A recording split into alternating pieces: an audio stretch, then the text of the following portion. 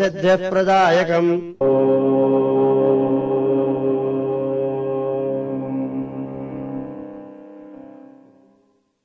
చాంద్రమానాన్ని అనుసరించి శుభతిథి క్యాలెండరు పంచాంగం ప్రామాణికగా ఈ వార ఫలితాలను తెలియజేస్తాను.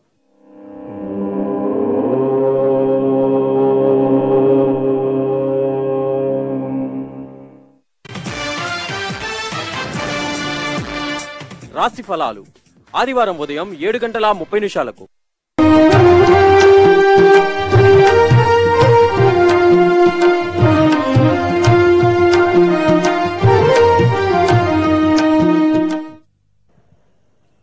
అసలు చరిత్ర ఏమైందో తెలియదు. కొండమీది వ్యవస్థని 11వ శతాబ్దంలో రామానుజులు వారు క్రమబద్ధం చేసినప్పుడు అక్కడ ఒక జియర్ని ఏర్పాటు చేసి ఆ జియర్ స్వామితో 4 ఏకాంగులని పెట్టి ఆ జియర్ స్వామికి కొన్ని గుర్తులు ఇచ్చారు. హే స్వామిన్, మీరు కూడా ఇక్కడ వెంకటేశ్వర స్వామి వారికి జరిగేటటువంటి సేవలను ఎట్లా చేయాలంటే రామసేవ కోసం హనుమంతుడు ఎట్లా స్పందించాడో మీరు అట్లా చేయాలి. రామసేవ కోసం హనుమ లంకకి వెళ్ళమంటే వెళ్ళగలిగాడు. ఒంటరిగా రావణ సభలో ఆతడి సైన్యం ముందర నిలబడి తోకకి చుట్టి నిన్ను రాముడి పాదాల ముందర వెయ్యగలను జాగ్రత్త అని చెప్పే అంత సాహసంతో వెళ్ళాడే. దేవుడి సేవ కోసం హే జియర్ స్వామిన్, మీరు అట్లా ఉండాలి సుమా, అపచారాలు జరగనివ్వటానికి వీల్లేదు సుమా. అందుకే మీకు హనుమంతుడి జెండా, హనుమంతుడి ముద్రిక, హనుమంతుడి తాళపు చెవి ఇవన్నీ వారికి ఏర్పాటు చేశారు. హనుమంతుడు ఒక ఉంగరాన్ని, ఇవన్నీ రామానుజుల వారు ఆ జియర్ స్వామి వారికి హనుమత్ సంబంధంతో ఏర్పాటు చేశారు. హనుమంతుడి ఆ సన్నిధికి ప్రక్కనే వారి మఠాన్ని కట్టి తాము ఆరాధించుకునే రామచంద్రుని ఆ జియర్ స్వామికిచ్చి ఈ రాముడి దగ్గర హనుమంతుడు ఉన్నట్టుగా మీరు వెంకటేశ్వరుడి దగ్గర ఉండాలి. ఇది చరిత్ర. దురదృష్టం ఏంటంటే మేము బ్యూటిఫికేషన్ చేస్తామని ఆ మఠాన్ని కూడా ఆ రామానుజులు ఏర్పాటు చేసిన స్థానాన్ని అక్కడి నుంచి తీసివేయాలి అని అనుకున్నారు. అదృష్టం బాగుండి స్వామి మళ్ళీ దాన్ని అక్కడే అట్టే పెట్టుకుందామని అనుకున్నాడు మా పివిఆర్కే గారి వల్ల. చరిత్రకి మనం ఇచ్చేటటువంటి ఇంపార్టెన్స్ ఎంత, ఇది కాకూడదు.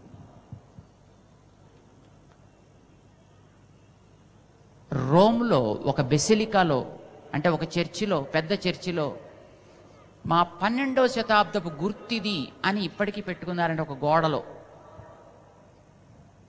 మన మందిరాలని, మన ఆచారాలని, ఆచారాలకి నిలయమైనటువంటి ఆ స్థానాలని కూడా మనం అంత గౌరవించే స్థితిలో ఉన్నామే. తగదిది. చరిత్రని మనం పోనివ్వద్దు. వెంకటేశుడు మన కోసం ఎన్ని లీలలు ప్రదర్శించాడైన. ఆనాడే కాదు, ఈనాడు కూడా ఎంతమందికి కనిపించాడు. వెంగమామ్మని కాదంటే తన ఇంటి ముందరకొచ్చి రథం ఆగిపోయేటట్టు చేశాడే. ఇప్పటి చరిత్రది, నిన్న మొన్నటి చరిత్రది. అంతకుముందు అన్నమాచార్యుల వారికి ఎన్ని రకాలైనటువంటి అనుగ్రహాలను అందించాడు స్వామి. అనంతార్యులకి తోటలో అమ్మని కట్టి పారవేస్తే పాపం ఆవిడలాగా ఏమి చేత కాదన్నట్టుగా ఆయన చేత కట్టించుకుని ఆయన చేతుల మీదుగా మళ్ళీ స్వామి దగ్గరికి చేరి స్వామికి ఆ అనంతాచార్యులని మహానుభావులు మామగారు అయ్యేట్టు చేసిందే. ఇది మన మధ్య ఉండేటటువంటి చరిత్ర. దానికి గుర్తుగా ఇప్పటికీ స్వామి అప్రదక్షిణం బ్రహ్మోత్సవాల్లో చేసే ఒక ఉత్సవాన్ని కూడా మనం ఇప్పటికీ తిలకిస్తున్నాం. 7వ నాడు స్వామి మాట్లాడతాడు, దేవుడు కనిపిస్తాడు, దేవుడు మీ దగ్గర ఉంటాడు, మీ ఇంట్లో పూజించుకునే విగ్రహంలో కూడా ఉంటాడు. కానీ మనం మర్చిపోతున్నాం, విశ్వాసం కోల్పోతున్నాం. ఎక్కడికో వెడితే మాత్రమే, అక్కడ ఏదో చేస్తే మాత్రమే కాదు, ఎక్కడైనా ఉంటాడు. మీ ఇంట్లో మొదట విశ్వసించండి, అక్కడి నుంచి స్ఫూర్తి పొందండి. అందుకే రేపు 2వ తారీఖు నాడు తిరుమల కొండకి మనం నడిచి వెళ్ళేటప్పుడు క్రింద నుంచి లోపల ఉండేటటువంటి స్వామి దర్శనానికి కాదు మన యాత్ర, జ్ఞాపకం పెట్టుకోండి. తిరుమల కొండ మీద ఉండేటటువంటి స్వామి యొక్క వైభవాన్ని అనుభవించి ఆ స్వామి అనుగ్రహాన్ని పొందినటువంటి పరమ భక్త శిఖామణులు ఉన్నటువంటి ప్రతి అణువు అణువు మనకి ప్రేరకం కావాలి. స్వామి పుష్కరిణిని చూసి ఈ పుష్కరిణి వల్ల నేను ఈ కొండనెక్కుతానని వచ్చాడో ఆ పుష్కరిణిని మనం తాకాలి. ఆదిశేషుడి యొక్క స్వరూపమైన పర్వతాన్ని స్పృశించి, హే ఆదిశేష, నీకుండే శ్రద్ధ, నీకుండే భక్తి, నీకుండే నిష్ఠా విశ్వాసం మాలో కలిగించవా. ఇనప ముక్కల్లాంటి మాకు అయస్కాంతం లాంటి నీ శక్తిని కొంత ఇవ్వయా అని అడగడానికి మనం వెడుతున్నాం. అందుకే మన దీక్షా విసర్జన తిరుమల కొండ మీద మన కింద నుంచి పైకి నామ సంకీర్తనతోటి చేరి ఆలయం చుట్టూ స్వామి యొక్క సహస్రనామ పారాయణ చేస్తూ స్వామి పుష్కరిణి తీరంలోనే మన దీక్షా విసర్జన. చాలామంది మమ్మల్ని అడుగుతున్నారు, ఏమండి మరి మాకు అంతమంది వస్తున్నాం కదా దర్శనాలు చేయిస్తారా అంటే, మళ్ళీ పైరివీలు ప్రారంభమా? మళ్ళీ దర్శనం కోసం మనం స్వామి దగ్గరికి వెళ్ళటం లేదు, స్వామి నుంచి ప్రేరణ పొందడానికి మనం వెడుతున్నాం. అందుకని తిరుమల కొండకి రేపు వెళ్ళిన తర్వాత స్వామి పుష్కరిణి తీరంలో దీక్షా విసర్జన చేసి అక్కడి నుంచే మేము స్వామికి నమస్కారం పెట్టుకుంటాం, లోపలికి వెళ్ళి కాదు. అయితే ఇది అధికారులు అమ్మాయ్య బాగుందండి, చక్కగా లోపలికి వెళ్లకుండా మాకు ఇబ్బంది లేకుండా చేస్తున్నారు, మేము మహా లఘు దర్శనాన్ని ఇంకా మహా ప్లస్ లఘు దర్శనం కింద కూడా ఇంకా మార్చుకోవచ్చు ఈసారి అనే సంకల్పం అనే భావానికి వారు రాకుండా ఎందుకు ఇట్లా చేస్తున్నారో అర్థం చేసుకోగలుగుతారని మేము ఆశిస్తాం.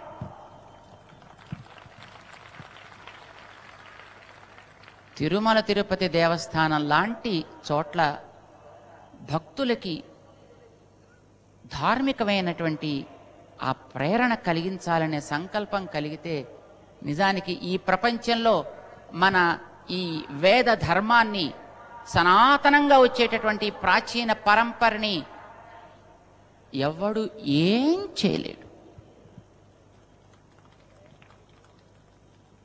దాన్ని రక్షించుకోవడానికి మనం వేరే ఏం చేయాల్సినటువంటి అవసరం రాదు కూడా.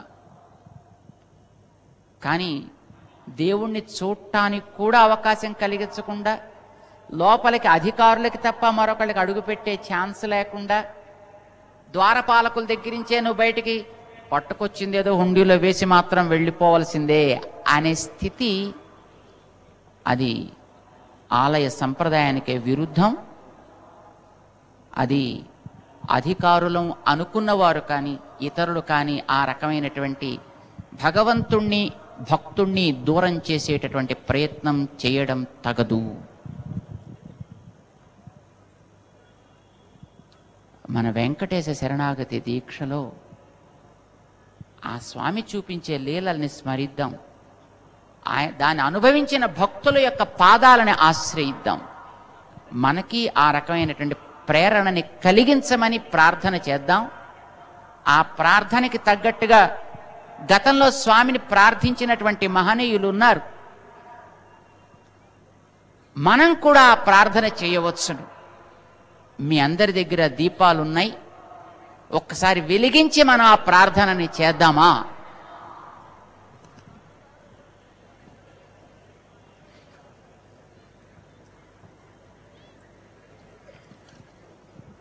మేం చెప్తాం, మీరు కూడా చెప్తారా?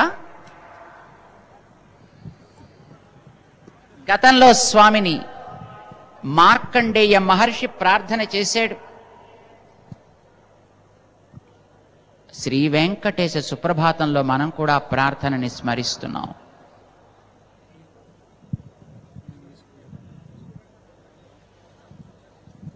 ఏడుకొండలవాడ వెంకటరమణ గోవింద గో.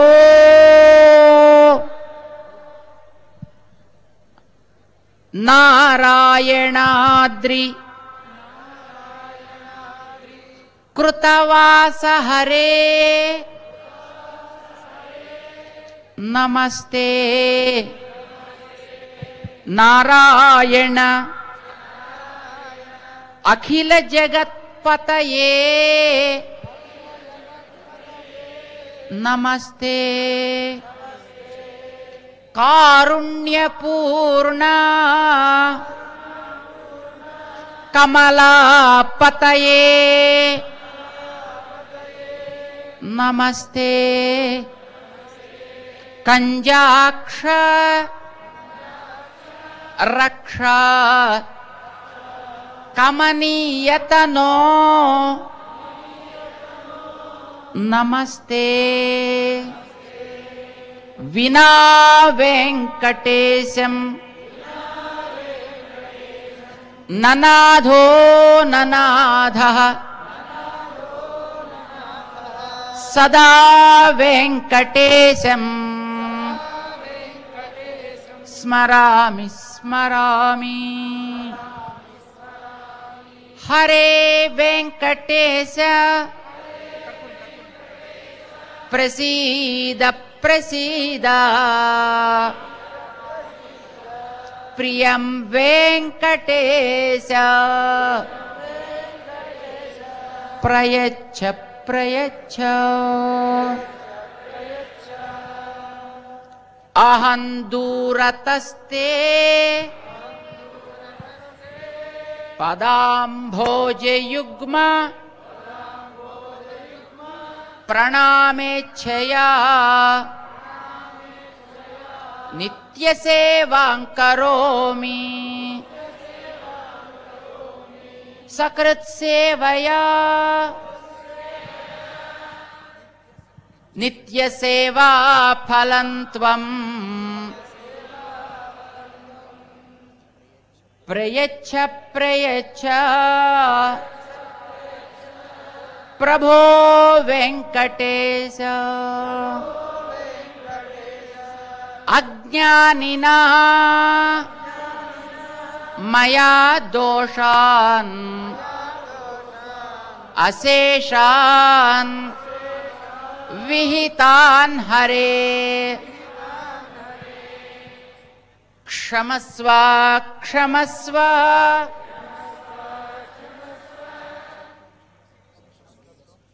క్షమస్వత్వం క్షమస్వత్వం శేషశైలశిఖామణే.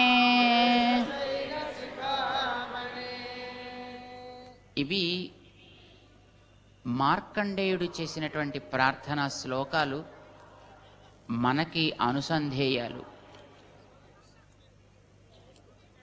భగవంతుణ్ణి శరణాగతి చేస్తూ ఈ మంత్రాన్ని కూడా మనం చెబుదాం. శ్రీశా శ్రియా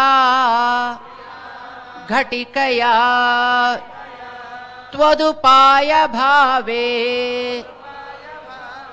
ప్రాప్యే త్వయి స్వయముపేయతయా స్ఫురంత్యా నిత్యాశ్రితాయ నిరవద్య గుణాయ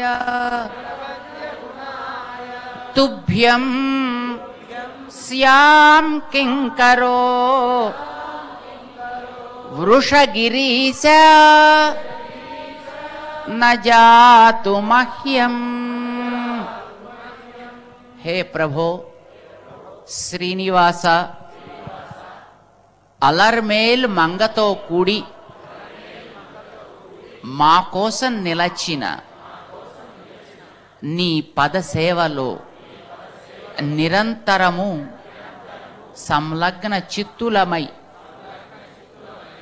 ఉండు శక్తిని మాకు నువ్వు ప్రసాదించు. మా స్వార్థాన్ని మా దురభిమానాన్ని దూరము చేయుము. భగవంతుడు మనం ఈ ప్రార్థన చేస్తున్నాం.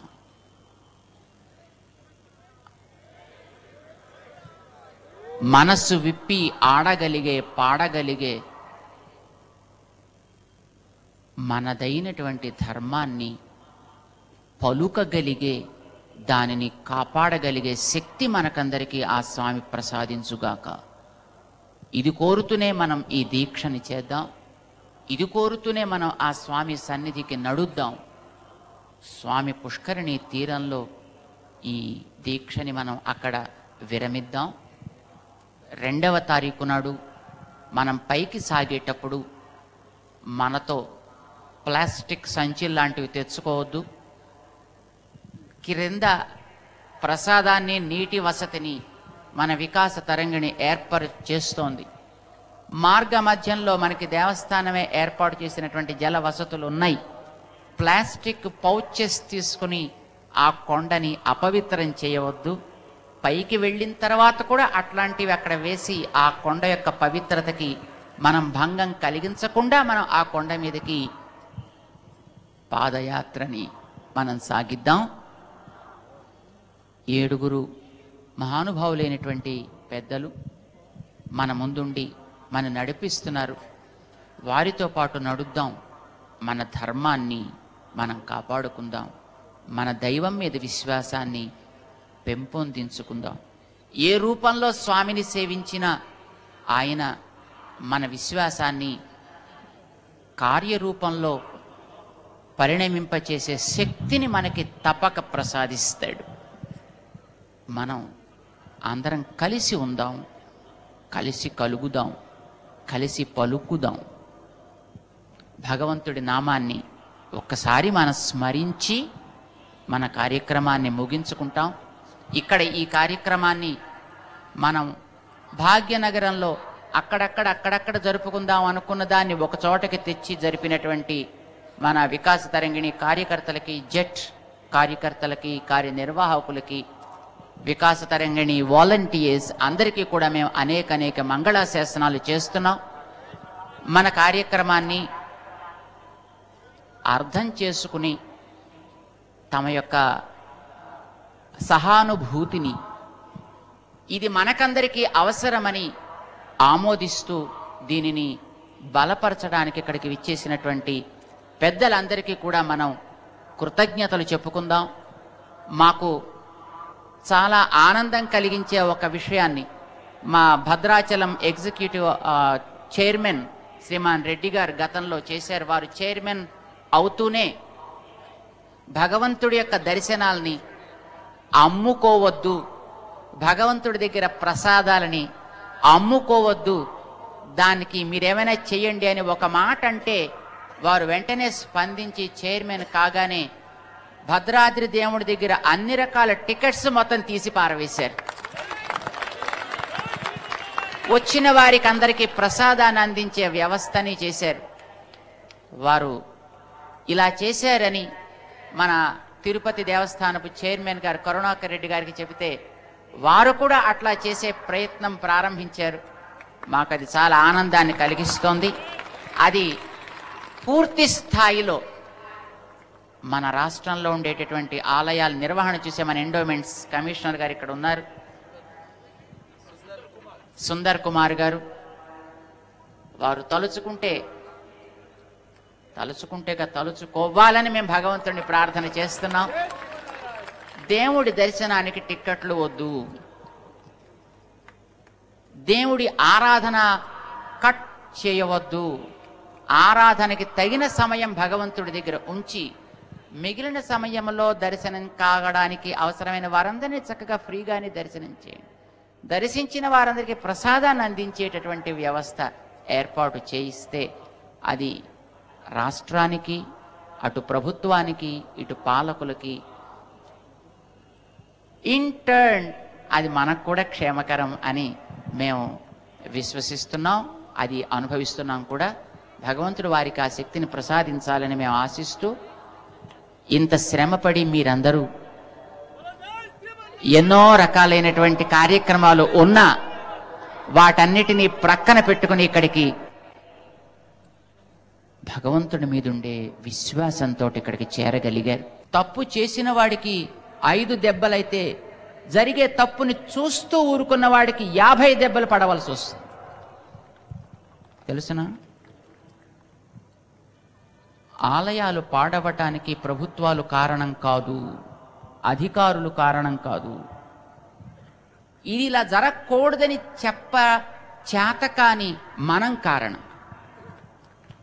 ఒక క్రిస్టియన్స్కో ఒక ముస్లిమ్స్కో వాళ్లకు ఉండేటటువంటి ధర్మ స్థానాలు ఇవి అని అనుకున్న వాటిని చెయ్యి పెట్టడానికి సాహసించమనండి ఎవరినైనా చూద్దాం మనం. మరి నీ దైవాన్ని నీ ధర్మస్థలాన్ని ఇలాగా ఇతరులు వచ్చి లేదు దాని యందు విశ్వాసం దాని యందు నమ్మకం లేనటువంటి వాళ్ళు ఏదో చేస్తుంటే దాన్ని మనం చూస్తూ కూర్చున్నట్టు మనకి దేవుడి మీద ప్రేమ ఉన్నట్ట?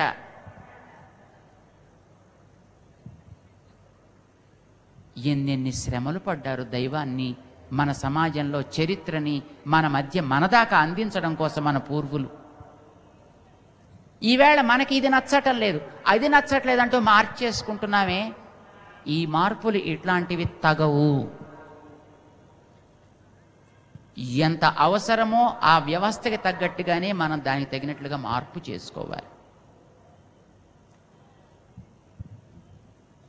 దర్శనమిస్తాను మీ మొరలు ఆలకిస్తాను అని chief minister guarantee 24 hours 7 days a week 30 days a month 365 days a year చాలదు. కానీ ఆయన ఒక నియమం పెట్టుకుంటాడు, ఆ నియమం ప్రకారం పనిచేస్తాడు. మన కోసం ఈ భూమి మీదకి మన వ్యవస్థకి తగ్గట్టుగా రావడానికి వచ్చిన వాడే దైవం. అంటే ఆయన వ్యవస్థకి ఆయన నియమాన్ని సవ్యంగా ఉంచి దానికి అనుగుణంగా మిగతావి మార్చుకోవాలి. అవసరం మనది తప్ప దేవుడిది కాదు. కనుక దేవుడికి ఎప్పుడు అవకాశం ఉంటుందో చూసి వెళ్ళగలిగే స్థితి మనలో ఏర్పడాలి తప్ప నేను మినిస్టర్ని, నేను ఆఫీసర్ని, నేను అధికారిని కనుక నియమాన్ని ఉల్లంఘన చేసి ముందు నా పర్పస్ ఏదో తీర్చేస్తే నాకు అవతల అర్జెంట్ టైం అయిపోతుంది కనుక come on let me go to temple, let me have the Darshan and let me go on my own. ఈ కాన్సెప్ట్ ప్రజలలో, అధికారులలో, ప్రభుత్వాలలో అందరిలోనూ మారాలి.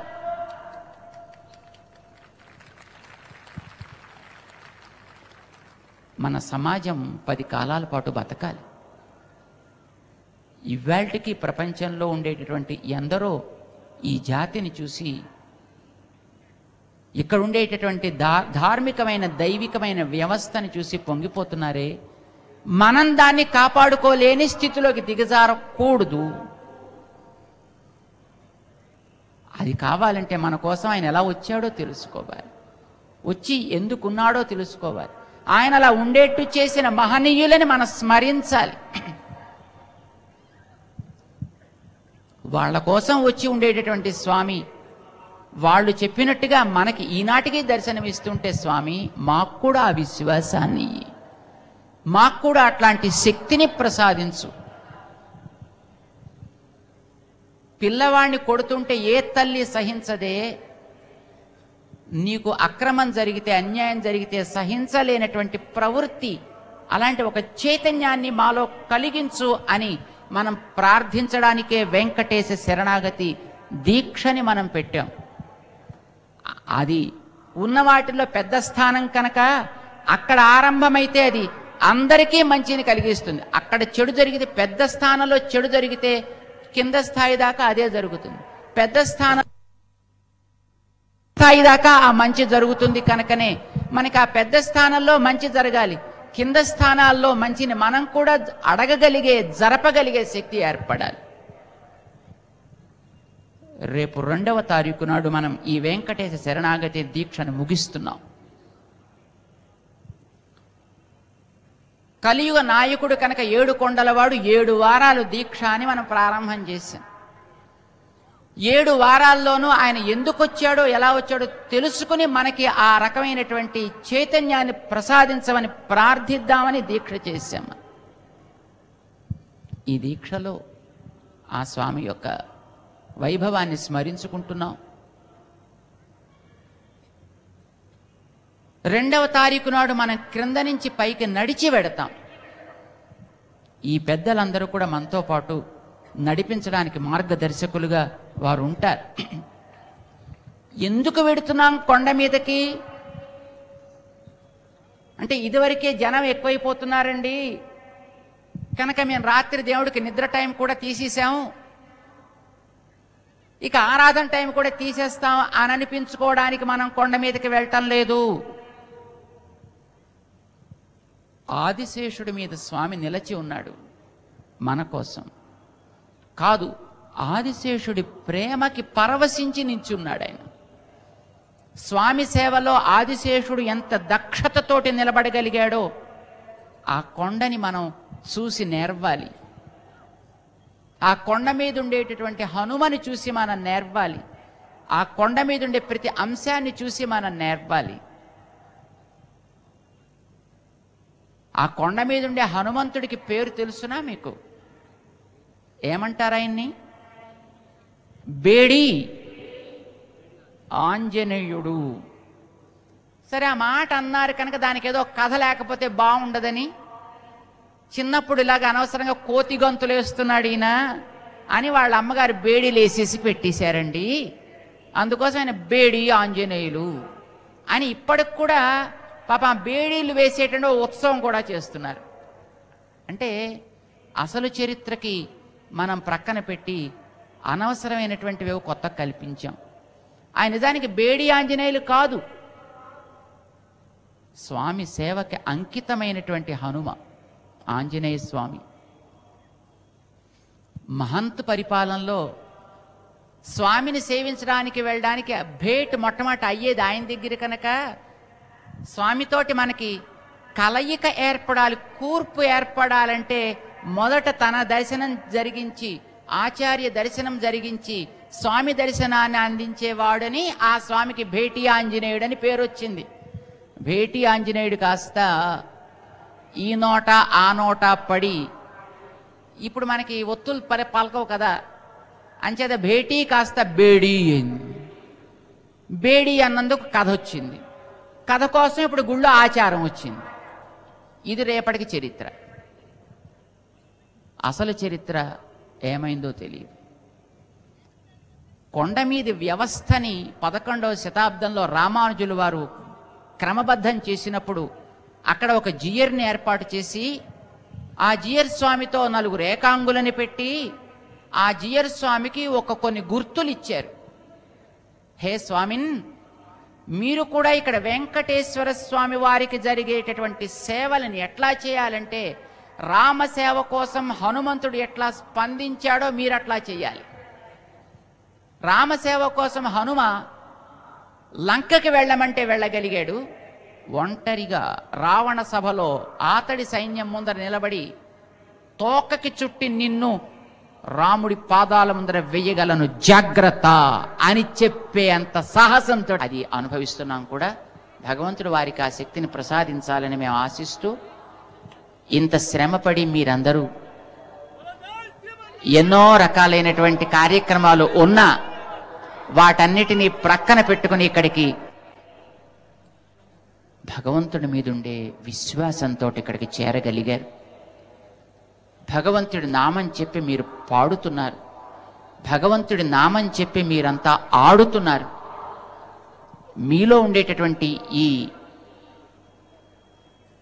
మానసికమైనటువంటి ప్యూరిటీ, పవిత్రత 10 కాలాలు పదిలంగా మీ దగ్గర ఉండడమే కాకుండా మీ ద్వారా ఈ సమాజంలో అందరికీ కూడా ఇది వ్యాపించాలని ఆశిస్తూ ఒక్కసారి ఆ భగవంతుడి నామం పాడదామా?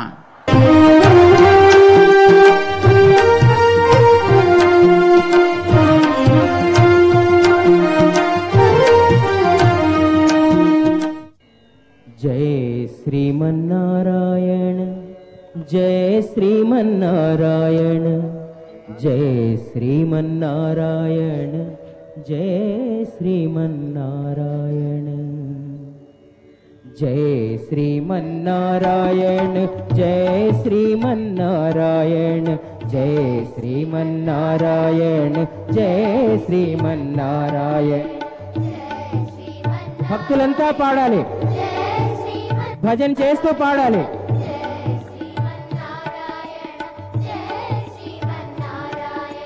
जय श्रीमन्नारायण जय श्रीमन्नारायण जय श्रीमन्नारायण जय